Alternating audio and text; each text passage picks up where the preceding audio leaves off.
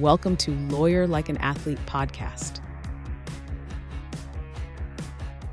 Hello, everyone, and welcome back to Lawyer Like an Athlete podcast with Dr. Amy Wood. As a psychologist and executive coach working extensively with attorneys, Amy has seen how internal narratives shape stress tolerance, recovery, and professional longevity. Her athlete-based framework emphasizes that mental conditioning requires deliberate reinforcement. I'm Sean O'Connor, and in this episode, Amy and I are continuing a discussion of looking at perspective, trajectory, and repetition as performance tools. So this is going to be a good one. Hi, Amy. Hi, good to see you, Sean. It's good to see you too. Yeah. I mean, we're talking about high achievers, right? Many high achievers operate with that harsh internal critic, never being good enough kind of a thing. What's the performance difference between listening to that voice and, stepping back from it? Well, let's start out by saying that sometimes that inner critic can be helpful. Sometimes it's kind of like the signal light that goes off in your car saying you're having engine trouble, or the light that says you need gas. Sometimes we're getting good messages from our inner critic, but the inner critic can tend to go overboard. It's there for a reason. It's there to protect us, to alert us, but it's a little bit overprotective and a little bit of an alarmist, if you want to look at it like that. So sometimes we have to look at that information we're getting from the inner critic and we have to ask, is this really necessary? Is this based on reality, or are you overreacting to what's happening? Mm-hmm. Yeah, developing a level of discernment there. That's interesting. Right. I know you've introduced this notion of adopting a fan's perspective. Yes. What does that perspective allow someone to see that maybe self-criticism would block? Well, one method of dealing with that inner critic is to develop the other side of that, which doesn't come naturally. The inner critic is there. If we look back to the beginning of time, when we needed to have that inner critic tell us things like, if we're out in the wild living in caves, that wild animal might jump on you. You need to run, or don't eat that berry, you might die. So that's highly overly developed still, even though we don't really need it sometimes at all. We still need it a little bit. But this other side is that positive voice that we want to develop, which can be very helpful. So let's say you're going through a particularly challenging day. You can't go home. You have a deadline you have to meet. You're exhausted. You're running on empty. And so you may talk yourself through it. This is what smart people do. They'll say things like, I'm going to make it. I'm doing my best. It's almost over. I've got what it takes. Well, athletes do it a little bit differently. They speak to themselves in that encouraging way, but they do it from a third person perspective, as if their fans are talking to them. Either they're fans in the bleachers, or they'll imagine their biggest fans in their personal life, such as, maybe a parent or their life partner or their pet dog, a favorite mentor, their coach. So that instead of saying, I've got this, I'm going to get through this, I'm going to make it, they're saying, you've got this, you're going to make it, you're going to, you're going to win big. Don't worry about it. There's something about it when you're imagining a fan saying it to you that gets a little distance from your own head, and it's more empowering that way. Yeah, interesting trick. Yeah. And slightly different from what, the fan's perspective is fairly self-explanatory. On the one hand, it's like there's someone out there like, you're an amazing athlete. What are you talking about? Mistakes happen, but then also that third person is an interesting tweak. Yeah, because the people who genuinely are our fans in life, and we all have them, they're not nearly as hard on us as we are. And when you think about attorneys who, very similar to professional athletes, are perfectionistic, it's really hard for them to work with their inner critic. So it can be helpful to think of it as someone outside of them, and someone who they've had experience with encouraging them. It's more believable. Yeah, right. Well, you mentioned, the typical profile of an attorney being that, critical. I think attorneys often equate self-compassion with a lowering of standards. And I'm curious, why is that assumption a misleading one? Well, because I think that when you're perfectionistic, you have a couple of ideas that aren't necessarily based in reality. The first being, if I'm not perfect, if I make any kind of mistake, if I screw up even a little, I'm done. I I'm cast out. And then there's this idea that if I'm not really pushing myself, then I'm not really a good attorney if you're a perfectionistic attorney. And we Mhm. sometimes mix up this idea of what resilience is. So some people who are perfectionistic, they think that resilience is getting by with very little sleep and pushing yourself up against a wall until you just literally break down and then get up and keep doing it, not taking any kind of recovery time. And that's not resilience. That's a one-way ticket to burnout. And I see it happen Right. all the time with attorneys when they are too exacting with their standards and they push themselves too hard. And it comes from this idea that if you're not working yourself to the bone and pushing yourself and being like a drill sergeant with yourself, then you're not doing your best. When really all that does is make you extra stressed and it really depletes you in the end, right? Instead of encouraging yourself, Yeah. which is far Yeah. more productive. Yeah, it's interesting. It's almost an all or nothing kind of, when you start like almost catastrophic thinking, where it's like, oh, if I don't stay later than anybody else at the office, I'm gonna get canned, or it's like, are you? Is that true? Yeah, interesting. Why? I mean, what setbacks happen, right? So I'm wondering, like, when a setback happens, how does zooming out to a longer time horizon change the intensity, the emotion in the moment of the moment, like. Well, when you're in the moment and emotionally involved in the mistake, let's say you just made, or in the disappointing news you just got, because you're Mhm. so in that emotion and it's right now and you're feeling the stakes are really high and it's all hitting you at once, it can seem a lot worse. You use that word catastrophic. A failure can seem catastrophic unless you step back and you recognize, okay, this is really just a blip on the screen of my life. It doesn't mean that my life is over. Life is full of ups and downs. It's more the climate, how things are over time rather than the weather right now. So this is something that athletes are really, really good at. Instead of saying, I lost this game, or even more specific, I missed that shot. I let that Yeah. that puck in. Oh my gosh. They look at it. They're trained to look at it like, okay, you made a mistake, but big picture here, it's just one game, or it's just one move, or it's just one goal that the other team got. And then they're able to have a much more reasonable perspective on it. So it's not, that extreme of it's either all or nothing. Either I'm winning all the time or I've lost big.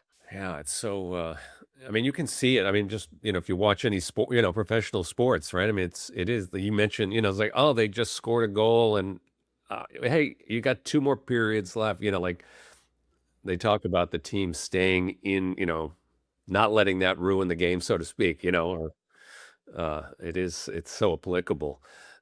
Why is it that, high performers tend to treat, just single one-off events as permanent verdicts rather than temporary data points? Well, I think it's because, as I said earlier, high performers are typically extraordinarily driven and ambitious and perfectionistic, and they're used to winning. So when they don't win, they take that really, really hard. And, that's something that athletes learn over time, how to have a more measured perspective on the ups and downs of competition. And Mhm. I think it comes with age. All of us, if we look at our lives, whether you're an attorney or an athlete or whatever you happen to be, we all have ups and downs. And we all can feel really good one day and really bad the next. And that's just life. You're never going to have that one mood all the time. And in fact, sometimes we can be experiencing multiple different emotions at a time, and we have to carry all that and not look for just this one answer, or one way of feeling or one way of thinking. It's all over the place. Right, right. Let me ask you then, what happens, right, when someone consistently evaluates themselves in isolation rather in that sort of longer sort of trajectory of their career or their profession? Is there like a side effect from that, or what's the downside of that? Well, that word you used, isolation, that's really important because when you're isolated, when you're alone with Mm, your thoughts aren't necessarily aligned with reality. It's amazing what we can do with our thoughts. We've all had this right. happen, where you have a thought that is so exaggerated and it's creating all sorts of anxiety that's really unnecessary just because you're not checking in with what's happening. You're not talking to other people to ask, how's my thinking right now about this? And so it's really important to not just be in your head all the time, to talk with other people and to, when you have thoughts that are extreme, especially when they're causing you distress, to say, okay, wait a minute, before I buy this thought totally, I need to remember that thoughts are random sometimes. Thoughts can be escalated, not congruent with reality because that's just what the brain does sometimes. Our thoughts Yeah. are not under our control. And so sometimes we have to say, okay, I'm feeling really stressed right now. What's going on with my thoughts? Are there thoughts that are causing this? And look at that thought and challenge it and say, is this really true? And sometimes it's hard to do that. You may be so despondent over, let's say, you lost a case in court and you really screwed up and you're alone thinking about it and ruminating on it and your thoughts are getting more and more extreme. So just checking in with someone you work with or checking in with someone you really trust you can have a conversation with about it, and say, am I thinking clearly about this? Um, and usually people who know you, people who are encouraging to you and really get you, they'll be able to say, I think you're just feeling really stressed right now, and maybe there's another way to look at this. Hmm. Which is really about That makes sense. reframing the thought. Well, I think we're going to get to this this point in a way. Like obviously, insight uh, is powerful, can feel powerful in the moment, right? And or this level of discernment, or like you were saying, stop yourself and being aware, like, whoa, what am I? Why am I thinking this? But you know, awareness alone isn't enough to recondition thought patterns, right? Like, why is that? Well, because it's not an intellectual exercise to change your thinking. So let me break that down. There's so much information out there that we can read and listen to. Like there's a ton of podcasts, books, all kinds of things that are telling us, if you just decide to think positively, you can be a more positive person. And we love quick fixes. And so we want to believe that.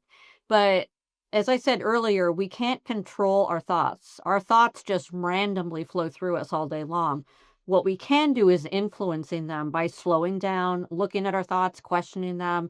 And that is a lifelong commitment because our thoughts are constantly changing.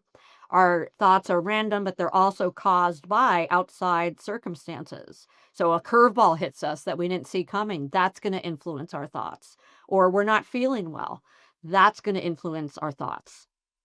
We're overtired. That's going to influence our thoughts. So it's about, Wow. waking up every day with this intention to not just get carried away with your thinking and know that you have to get that distance and that you have to question thoughts that are upsetting.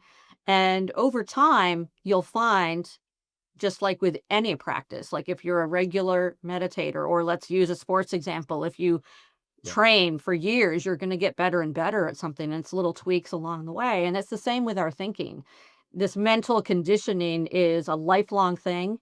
And it's just something that you've got to be committed to if you want to be a really good attorney. And just as an example, most athletes, along with their physical training, they're spending probably 2 hours a day on a training day just working with their thinking. It's a Wow. daily thing. Yeah. Interesting. We talk about muscle memory, and you're talking about repetition. Of course, the sports reference is so apt to your work, and um, like I think anybody gets like, oh, if I do show up at the gym or whatever my exercise practice is consistently, I develop literally muscle memory, and I get better at things, and I'm wondering on the mental side, for real mental conditioning, like on the daily, what's that look like? Because I mean, I'm not an athlete. I'm not going to the training center and spending 2 hours with a mental coach, so to speak. But for the average attorney out there, listening? What's a daily practice for mental conditioning? Well, I think the best daily practice really is to note when you're feeling stressed and ask, Mm. okay, I'm feeling stressed. Are there any thoughts right now that I'm having that might be elevating that stress unnecessarily? And quite often you can look at those thoughts and say, okay, how could I adjust this thought just a little bit so it is more true to what's happening? And usually when you do that, when I say more true to what's happening, it's not as extreme, it's closer to reality, closer to who you really are in this moment, and then you know, okay, whatever was stressing me out, I can handle it. The difference between people who can handle a lot of stress and people who can't, it's really about how they think about it. And the people who handle it best, the people who are most resilient, they have this belief that, whatever life throws at me or whatever work throws at me, I'll figure it out. I may not be able to do it alone. I may not be able to do it right away, but Yeah.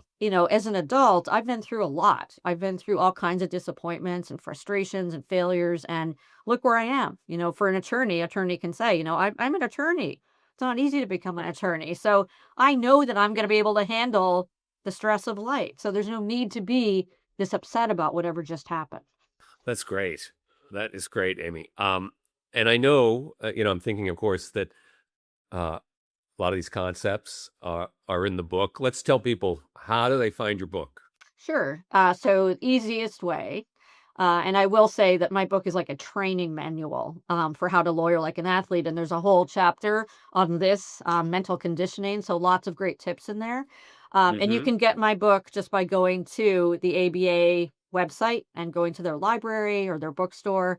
And you can also just go to Amazon. It's right there, or any bookstore you go to can order it. So pretty easy to get. Awesome. Love that. Amy, as always, great talking to you. Thanks for sharing your wisdom, your expertise, and I look forward to a future conversation. Yeah, me too, Sean. Thanks so much. That's it for today's episode of Lawyer Like an Athlete podcast. If this conversation challenged how you evaluate yourself after a setback, you can learn more about Dr. Amy Wood and her book, Lawyer Like an Athlete, at amywoodpsyd.com. That's amywoodpsyd.com. And if you know someone who treats every mistake like a final verdict, share this episode with them. And don't forget to leave a review, and subscribe so you don't miss any future episodes. I'm Sean O'Connor. Have a great day. Thanks for watching. Be sure to hit that like and subscribe button and leave us a review in the comments.